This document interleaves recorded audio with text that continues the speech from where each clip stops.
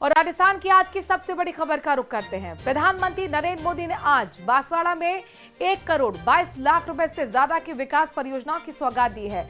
नापला में आयोजित कार्यक्रम में पीएम मोदी ने रिमोट से इन परियोजना का शिलान्यास और उद्घाटन किया और कांग्रेस पर करारा प्रहार भी किया है।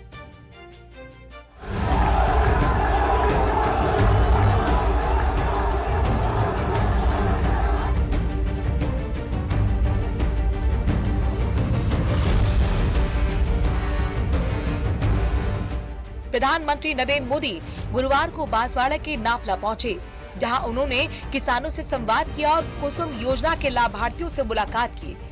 इस दौरान उन्होंने राजस्थान को 1 लाख करोड़ रुपए से ज्यादा की योजनाओं का शिलान्यास और लोकार्पण कर मेगा सौगात दी और चिर परिचित अंदाज में कांग्रेस पर करारा प्रहार किया। कांग्रेस राज में आदिवासियों की उपेक्षा, बीजेपी ने पूरी की अपेक्षा। कांग्रेस ने आदिवासी समाज को हमेशा नजरअंदाज किया, उनकी जरूरतों को कभी समझा ही नहीं। ये भाजपा सरकार है जिसने आदिवासी कल्याण को प्राथमिकता देते हुए अलग मंत्रालय बनाया। जब अटल जी की सरकार आई तब पहली बार आदिवासी मंत्रालय बना। उसके पहले इतने दशक चले गए, इतने बड़े महान नेता पैदा हो गए, लेकिन आदिवासियों के लिए एक अलग मंत्रालय नहीं बना। ये भाजपा सरकार आई, जब अटल जी आए तब बना। पीएम मोदी ने कहा कि बीजेपी राज में वनवासियों के वन अधिकार संरक्षित किए गए, जिससे आदिवासी अब जंगल के संसाधनों का इस्तेमाल कर रहे हैं। वनवासियों के वन अधिकार संरक्षित किए गए। धरती आबा जनजातीय ग्राम उत्कर्ष अभियान के तहत जनजातीय गांवों को आधुनिक बनाया जा रहा है। भगवान बिरसा मुंडा को लोग धरती आबा के रूप में भी जानते हैं। इसका लाभ 5 करोड़ से ज्यादा आदिवासियों तक पहुंचेगा। आज देश में सैकड़ों एकलव्य मॉडल आदिवासी विद्यालय खोले जा रहे हैं। हमने वनवासियों और अनुसूचित जनजातियों के वन अधिकारों को भी मान्यता दी। पीएम मोदी ने कहा कि कांग्रेस की सरकार ने बिजली के महत्व पर ध्यान नहीं दिया, जबकि सत्ता में आने के बाद बीजेपी ने देश के हर गांव तक बिजली पहुंचाई। कांग्रेस ने लगाई प्रगति पर लगाम, बीजेपी ने उन्नति को दिए आयाम। कांग्रेस ने राजस्थान को लूटकर जो जख्म दिए उसे भरने का काम हमारी सरकार कर रही है। कांग्रेस सरकार में राजस्थान पेपर लीक का सेंटर बन गया था। जल जीवन मिशन को भी कांग्रेस ने भ्रष्टाचार की भेंट चढ़ा दिया था। महिलाओं पर अत्याचार चरम पर था। बलात्कारियों को संरक्षण दिया जा रहा था। कांग्रेस राज में बांसवाड़ा, डूंगरपुर, प्रतापगढ़ जैसे क्षेत्रों में अपराध और अवैध शराब का कारोबार खूब पनपा। पीएम मोदी ने कांग्रेस की नीति ही नहीं बल्कि उसकी नीयत पर भी करारा प्रहार किया। जनता को लूट से मिली निजात। कांग्रेस के समय हालात कितने खराब थे और खराब क्यों थे? क्योंकि कांग्रेस सरकार देशवासियों के ही शोषण में लगी थी। कांग्रेस सरकार देश के लोगों को ही लूट रही थी। कांग्रेस के समय में टैक्स और महंगाई दोनों आसमान पर थी। आपने जब मोदी को आशीर्वाद दिया तो हमारी सरकार ने कांग्रेस की लूट को बंद किया। 1,08,000 करोड़ रुपए से ज्यादा की विकास परियोजनाओं का तोहफा दिया, जो energy, water resources, transport, health and employment जैसे अहम क्षेत्रों को नई दिशा देंगी। लेकिन कांग्रेस पीएम की घोषणाओं को गंभीरता से लेने के लिए तैयार नहीं है। राजस्थान को जो उम्मीदें हैं मोदी जी से, उन पर कोई चर्चा नहीं हो रही है। और विशेष रूप से मैं जिक्र करूं पिछले चुनाव का, तो मोदी जी आए थे, मोदी जी ने राजस्थान के लोगों से वादा किया था कि हरियाणा के बराबर डीजल पेट्रोल राजस्थान के अंदर होगा। वो वादा अभी तक पूरा नहीं हुआ। चूंकि पीएम मोदी का 22 महीने में 16वां राजस्थान का दौरा था, इसीलिए दौरे के सियासी मायने भी निकाले जा रहे हैं। Bureau report, news 18 Rajasthan.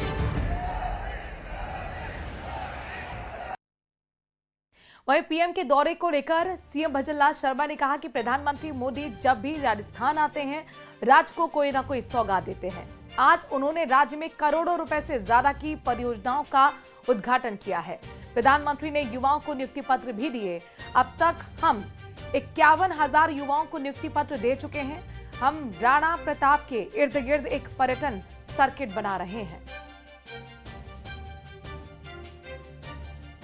देखो, माननीय देश के यशस्वी प्रधानमंत्री नरेंद्र मोदी जी का राजस्थान की 8 करोड़ जनता पर बहुत ही लाड़ है, प्यार है, दुलार है। और उन्होंने, आप देख रहे हैं, जब भी यहाँ राजस्थान में आते हैं कुछ ना कुछ सौगात दे करके जाते हैं। और सौगात भी ऐसी नहीं, एक से एक बड़ी सौगात उन्होंने दी है। आज आप देख रहे हैं कि जिस तरह से 1,08,000 करोड़ रुपए के कामों का आज उन्होंने शिलान्यास और उद्घाटन किया है, ये बहुत बड़ी बात होती है। और हम जो युवाओं से कहते हैं कि युवा मेहनत करेगा, युवा निश्चिंत रहे, क्योंकि कांग्रेस के शासन में उसने बहुत बड़ा दंश झेला है। तो आज आप देख रहे हैं कि आज हमने 15,000 से ज़्यादा युवाओं को नियुक्ति पत्र देने का भी काम देश के यशस्वी प्रधानमंत्री नरेंद्र मोदी जी ने किया है। प्रधानमंत्री नरेंद्र मोदी का आज का दौरा बेसिक इंफ्रास्ट्रक्चर को मजबूती देने की दिशा में एक बड़ा कदम माना जा रहा है, लेकिन इस बीच इस दौरे पर सियासत शुरू हो गई है। जयपुर से ब्रेकिंग न्यूज है, पीएम मोदी के भाषण पर कांग्रेस ने अपनी प्रतिक्रिया दी। पूर्व मंत्री प्रताप सिंह खाचरियावास का बयान सामने आया, कहा कि प्रदेश में कानून व्यवस्था के हालात बेहद खराब है। आदिवासी युवाओं, बेरोजगारों के लिए कुछ नहीं किया गया है। बीजेपी की सरकार से जो उम्मीदें थी, उन उम्मीदों पर बीजेपी की सरकार खरी नहीं उतरी। केंद्र और राज्य दोनों के प्रति लोगों में गुस्सा है। लोग इस बात को सुनना चाहते हैं, जानना चाहते हैं और रिजल्ट चाहते हैं। क्योंकि जीएसटी कम करने का कहीं लोगों में उत्साह दिखा आपको? सरकार खुशियां मना रही है, नेता खुशियां मना रहे हैं, केंद्र के नेता बोल रहे हैं, राज्य के नेता बोल रहे हैं, लेकिन टैक्स के मामले में इतना मानकर चलना, लोगों में खुशी का माहौल नहीं है। महंगाई 7वें आसमान पर है, लोग में दर्द और परेशानी है, नौजवान बेरोजगारी से पीड़ित है। खबरों में आगे बढ़ते हुए टोक से ब्रेकिंग न्यूज आपको बताते हैं। टीचर की हैरान करने वाली करतूत सामने आई, जहां पर फर्जी बीएड डिग्री से 32 साल नौकरी के अब रिटायरमेंट से ठीक पहले टीचर को बर्खास्त कर दिया गया है। एसओजी की जांच में बीएड की डिग्री फर्जी मिली थी। जिला परिषद ने नियुक्ति आदेश निरस्त कर दिए।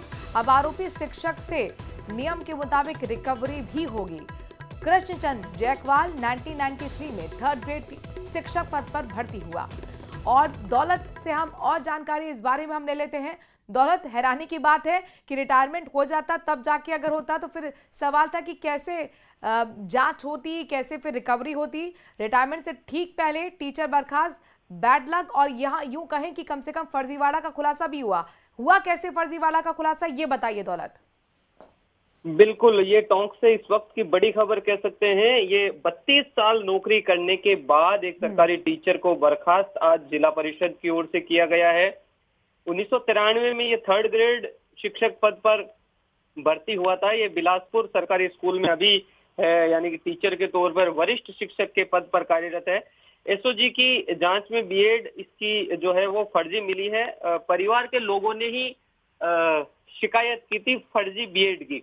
पिछले दिनों से जांच हो रही थी, एसओजी ने जांच की। एसओजी की जांच में जब पूरी तरह से ये बोगस डिग्री पाई गई, तो ऐसे में जिला परिषद ने आज इसका नियुक्ति आदेश जो था वो निरस्त कर दिया है। कुल मिलाकर के 32 साल नौकरी करने के बाद रिटायरमेंट से ठीक पहले, यानी कि सितंबर 2025, इसी महीने जो 4 दिन बचे हैं, इसके बाद में इसकी 4-5 दिन बचे हैं, इसके बाद में इसका रिटायरमेंट होने वाला था।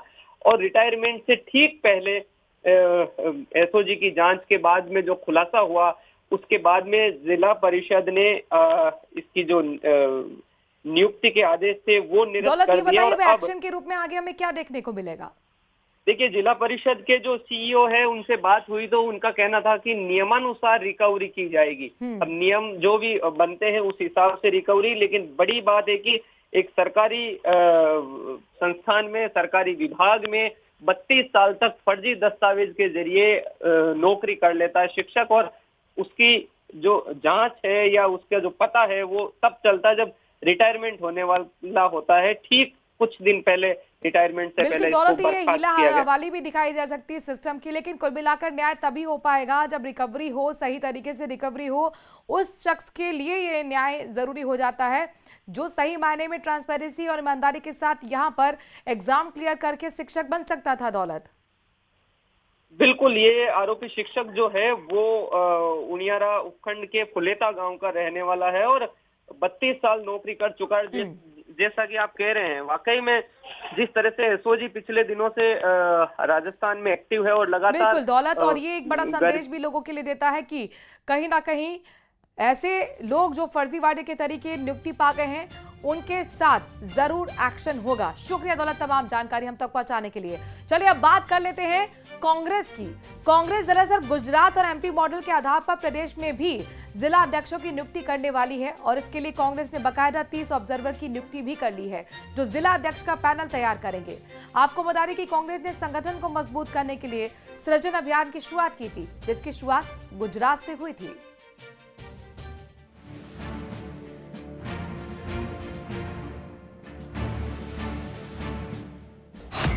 प्रदेश कांग्रेस में सर्जरी की तैयारी, 30 ऑब्जर्वर किए गए नियुक्त, जिला अध्यक्ष की नियुक्ति की जिम्मेदारी। सृजन अभियान के तहत कांग्रेस ने संगठन को मजबूत करने की दिशा में कदम उठा दिए हैं। मध्य प्रदेश, हरियाणा के अलावा राजस्थान में भी नए जिला अध्यक्षों की नियुक्ति की तैयारी चल रही है और इसकी जिम्मेदारी सौंपी गई है नियुक्त किए गए नए 30 ऑब्जर्वर को, जो प्रदेश में 50 जिला अध्यक्ष नियुक्त करेंगे। नवनियुक्त पर्यवेक्षक राजस्थान के हर बूथ, मंडल, ब्लॉक तक जाएंगे और वहां से आम कार्यकर्ता की राय को केंद्रीय आला कमान तक पहुंचाने का काम करेंगे। हालांकि उससे पहले प्रदेश अध्यक्ष, प्रदेश प्रभारी, नेता प्रतिपक्ष पैनल में आए नामों को लेकर चर्चा करेंगे। उसके बाद उस पैनल को दिल्ली भेजा जाएगा, जहां पर जिला अध्यक्ष के नाम पर अंतिम मोहर लगेगी। अंतिम फैसला राहुल गांधी ही लेंगे। देखिए, कांग्रेस पार्टी ने संगठन सर्जन का एक अभियान चलाया है जो पूरे देश के जिले हैं उनके जिला अध्यक्ष का चयन और जिला अध्यक्ष को पावर देने का काम की शुरुआत की है। और अभी आपने देखा होगा काफ़ी स्टेट के अंदर हमारे जिला अध्यक्ष बन चुके हैं, कुछ का अभी काम चल रहा है। और अभी जो है आज राजस्थान सहित 3 राज्यों के जिला अध्यक्षों के पर्यवेक्षकों की पहली बैठक आज आदरणीय खड़गे साहब, राहुल जी, वेणुगोपाल जी आज लेंगे और दिशा निर्देश जारी करेंगे कि किस प्रकार से संगठन सर्जन के अंदर काम करके जो कांग्रेस पार्टी का वर्कर है, जो अच्छा कार्य करता है, अच्छे व्यक्ति का चयन हो, उसका आज मैं समझता हूँ एक शुरुआत आज से होगी और आने वाले समय में राजस्थान के अंदर भी जो जिला अध्यक्ष हैं वो बनाए जाएंगे। प्रदेश में जिन 30 नेताओं को ऑब्जर्वर बनाया गया है, ये सभी ऑब्जर्वर राजस्थान से बाहर के हैं। राजस्थान से एक भी नेता को नई नियुक्तियों के लिए ऑब्जर्वर नहीं बनाया गया। इससे पार्टी के 50 जिला अध्यक्षों पर तलवार लटक गई है। हालांकि प्रदेश इकाई ने पिछले 2 महीने में संगठन को मजबूत करने के काफी प्रयास किए और नई नियुक्तियां भी की, लेकिन आला कमान ने 30 बाहरी नेता भेजकर सभी जिलों की रायशुमारी कर नए जिला अध्यक्ष बनाने का जिम्मा दे दिया। साथ ही अगले महीने 4 राज्यों के प्रदेश अध्यक्ष भी बदले जाएंगे। इस लिहाज से अक्टूबर महीने में प्रदेश कांग्रेस में काफी बदलाव देखने को मिल सकता है। कांग्रेस नेता राहुल गांधी जिला अध्यक्षों की नियुक्ति को लेकर पहले ही साफ निर्देश दे चुके हैं कि जिला अध्यक्षों की नियुक्ति पार्टी नेताओं की सिफारिश के बजाय संगठन के निचले स्तर के कार्यकर्ताओं के जमीनी फीडबैक से होनी चाहिए और इसलिए पर्यवेक्षकों की नियुक्ति की गई ताकि वो जिलों में जाकर जिला अध्यक्षों के दावेदारों के बारे में रायशुमारी कर सकें और उसकी रिपोर्ट पार्टी हाई कमान को दे सकें।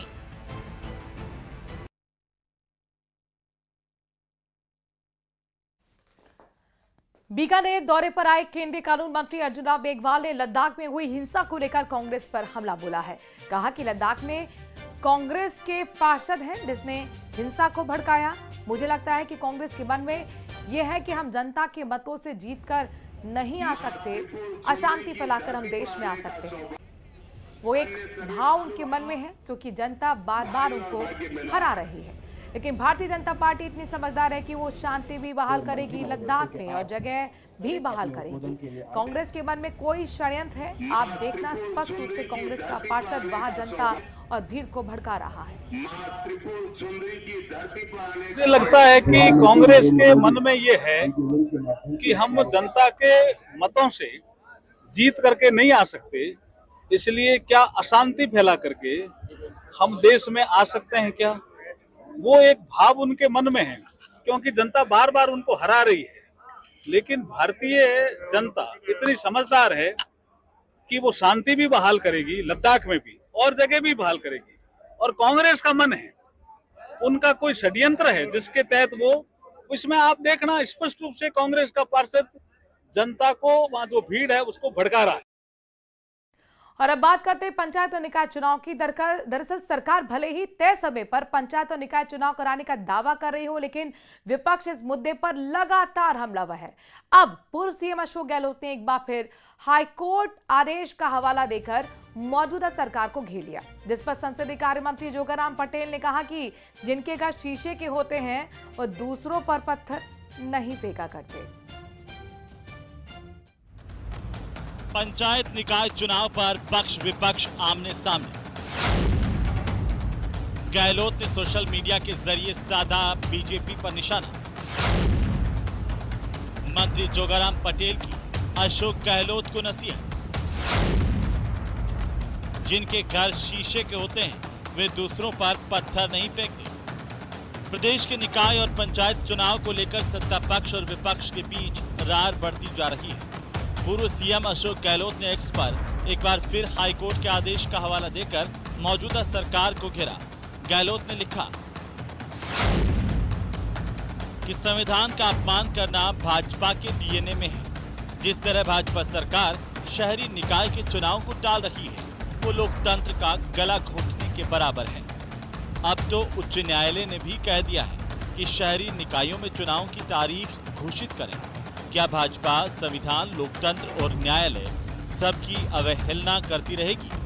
भाजपा सरकार को अविलंब निकाय चुनाव की तारीखों की घोषणा करनी चाहिए। मामले पर गहलोत का बयान आते ही संसदीय कार्य मंत्री जोगाराम पटेल ने पलटवार किया। पटेल ने कहा कि अपनी पार्टी में हाशिए पर चले गए अशोक गहलोत हताशा और निराशा में, इसीलिए इन दिनों नेगेटिव कमेंट करते हैं। अशोक गहलोत जी आजकल पिछले कुछ महीनों से मुझे ऐसा प्रतीत हो रहा है कि अपनी पार्टी में वो शायद वो तवज्जो उनको नहीं मिलनी चाहिए जो मिलनी चाहिए, उनको नहीं मिल रही है जो मिलनी चाहिए, और इससे हताश होकर के वो नेगेटिव पॉलिटिक्स में आ गए। हमेशा सुर्खियों में रहने के लिए कोई न कोई नेगेटिव कमेंट्स करते हैं, चाहे ट्विटर के माध्यम से हो या आप लोगों के सामने, मीडिया के सामने हो। संसदीय कार्य मंत्री ने कहा कि चुनाव को लेकर निर्वाचन आयोग स्वतंत्र है। आयोग को तय करना है कब चुनाव करवाने हैं। हालांकि अभी ओबीसी कमीशन आयोग भी डेटा कलेक्ट कर रहा है। जैसे ही कमीशन का काम पूरा होगा आयोग तारीखों की घोषणा कर देगा। जहाँ तक हमारे द्वारा चुनाव करवाने का प्रश्न है, निकाय चुनावों का हमारा पूरा कार्य तैयार है। हमारी तरफ से जितनी करनी चाहिए, गठन, पुनर्गठन, वार्डों का गठन, सब तैयार है। परंतु कुछ प्रशासनिक कार्य स्वायत्त शासित संस्थाएं अपना कार्य कर रही है, वो करने के उपरांत कभी भी हम चुनाव कराने को तैयार है। हमने कभी चुनाव टाला नहीं, हमारा टालना भी नहीं। सरकार के सामने पंचायत राज संस्थाओं और निकायों में वन स्टेट वन इलेक्शन के तहत चुनाव कराना बड़ी चुनौती है। ऐसे में कई ग्राम पंचायत और पंचायत समितियां और जिला परिषदों का कार्यकाल तो नवंबर-दिसंबर 2026 में पूरा होगा। ऐसे में सरकार ऐसा कोई जुगाड़ लगा रही है ताकि वन स्टेट वन इलेक्शन का काम हो सके। न्यूज 18 राजस्थान के लिए जयपुर से सुधीर शर्मा की रिपोर्ट। टोंक एसीबी ने तहसील कार्यालय में कार्रवाई करते हुए पटवारी नरेंद्र बैरवा और दलाल मोहम्मद नसीर को रंगे हाथों गिरफ्तार कर लिया। शिकायतकर्ता मोहम्मद वहीद की शिकायत पर एसीबी ने सत्यापन किया और फिर 15,000 रुपए की रिश्वत लेते हुए ट्रैप की कार्रवाई को अंजाम दिया गया। आरोपी पटवारी ने शिकायतकर्ता से जमीन का नामांतरण खोलने के लिए 30,000 रुपए की रिश्वत की मांग की थी। एसीबी के एएसपी झावर मल ने बताया कि जांच में कार्यालय के अन्य कार्मिक की लिप्तता पाई जाती है तो केस में उन्हें भी शामिल कर कार्रवाई की जाएगी।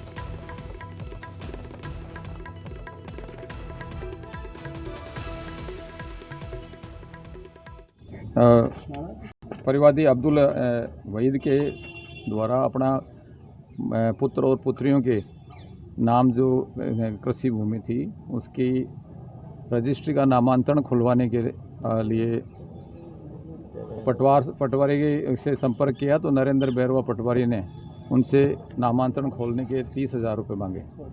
जब उन्होंने 30,000 के लिए पूछा कि साहब मैं 30,000 रुपये नहीं देना चाह रहा हूँ, तो उन्होंने कहा कि यदि आप नहीं लाएंगे तो आपका जो नामांतरण है वो खारिज हो जाएगा।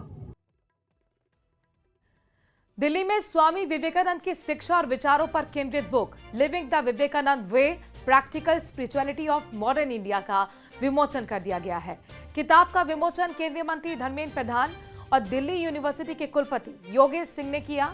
स्वामी विवेकानंद पर इस किताब को अनन्या अवस्थी और निखिल यादव ने लिखा है। कई वर्षों के शोध और मेहनत का सभागार में आयोजित कार्यक्रम में पूर्व आईएएस अवनीश अवस्थी, लोक गायिका मालिनी अवस्थी समेत कई शिक्षाविद, लेखक और छात्र छात्राएं मौजूद रहे।